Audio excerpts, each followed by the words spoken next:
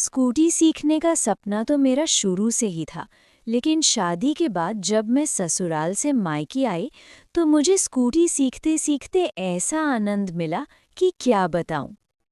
मेरा नाम रत्ना है। मैं 32 साल की हूँ। मेरी शादी हुए 3 साल हुए हैं। मेरे हस्बैंड बहुत अच्छे हैं। मैं उनके साथ सिटी में रहती हूँ। मैं बहुत सुंदर और गोरी हूँ। मुझे जो देखता है देखता ही रह जाता है। मेरे हस्बैंड मुझे बहुत प्यार करते हैं। मैं हमेशा साड़ी और कभी-कभी सूट पहन लेती हूँ। हस्बैंड सुबह ही ऑफिस चले जाते हैं और शाम को आते हैं, इसलिए ग्रॉसरी और मार्केट का सारा सामान मुझे ही लाना पड़ता है।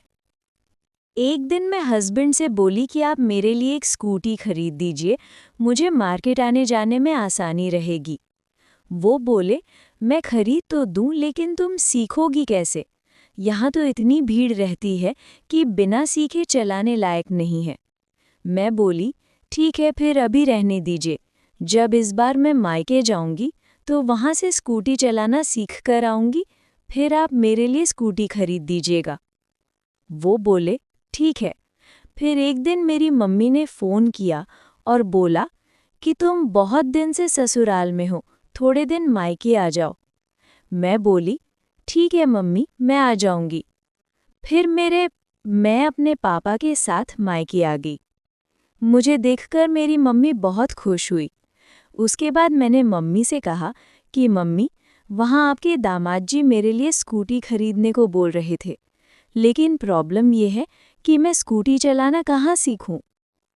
मेरी मम्मी मेरी बात सुनकर बोली कि तुम्हारे मामा का लड़का सत्यम स्कूटी से ही अपने ऑफिस जाता है। तुम थोड़ी दिनों के लिए मामा के यहाँ चली जाओ, वहाँ अपने मामा मामी से मिल भी लेना और स्कूटी भी चलाना सीख लेना। मैं बोली, ठीक है मम्मी। फिर मेरी मम्मी ने मामा को सारी बात बता दी और अगले दिन मैं मामा के साथ उनके घर आ गई। वहाँ सत्यम मुझे देखकर बहुत खुश हुआ। वो बोला, दीदी आप तो एकदम बदल गई हो। मैंने कहा, क्या हुआ? तो वो बोला, अरे आप तो पहले से बहुत ज़्यादा खूबसूरत हो गई हो। लग रहा है जीजाजी ने बहुत मेहनत की है। उसकी बात सुनकर मैं शर्मा गई और बोली, हाँ, जीजाजी ने तो मेहनत की ही है, अब तुम्हें मेहनत करना है। वो बोला, अरे सच में दीदी? मैं बोली, हाँ, जीजाजी मेरे लिए स्कूटी खरीदने वाले हैं, अब मुझे स्कूटी सिखाने की जिम्मेदारी तुम्हारी है। वो बोला, ठीक है दीदी, आप बिल्कुल भी चिंता मत करो, मैं आपको सिखा दूंगा। मैं बोली, ठीक है। फिर अगले 2 दिन तो उसका ऑफिस था। उसने बोला, दीदी संडे को चलेंगे और बाहर जो खाली पार्क है वहाँ आपको स्कूटी चलाना सिखाएंगे। फिर अगले संडे को सुबह हम लोग स्कूटी सीखने गए। उस दिन मैंने सूट पहना हुआ था। वो बोला, दीदी सच में जीजाजी ने बहुत मेहनत की है। मैं शर्मा कर बोली, तुम ज्यादा मत बोलो, चुपचाप चलो स्कूटी चलाना सिखाओ।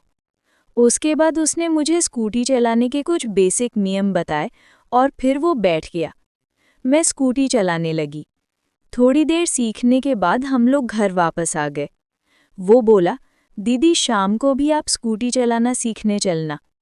मैं बोली, ठीक है। फिर हम लोगों ने खाना खाया और आराम करने लगे। मैंने हस्बैंड को फ़ोन कर बताया तो उन्होंने हंसते हुए कहा कि उसको बोल देना कि बस स्कूटी चलाना ही सिखाए और कुछ ना सिखा दे। मैं शर्मा गई और गुस्से में फ़ोन काट दी। फिर पता नहीं क्यों मेरा बहुत मन करने लगा। मैं समझ ही नहीं पा रही थी कि मेरा इतना क्यों मन कर रहा है। तब तक शाम हो गई। सत्यम भी स्कूटी लेकर गया और मैं 1-2 बार चलाना सीखी। उसने मुझसे कहा, दीदी आप तो बहुत अच्छा चला ले रही हो।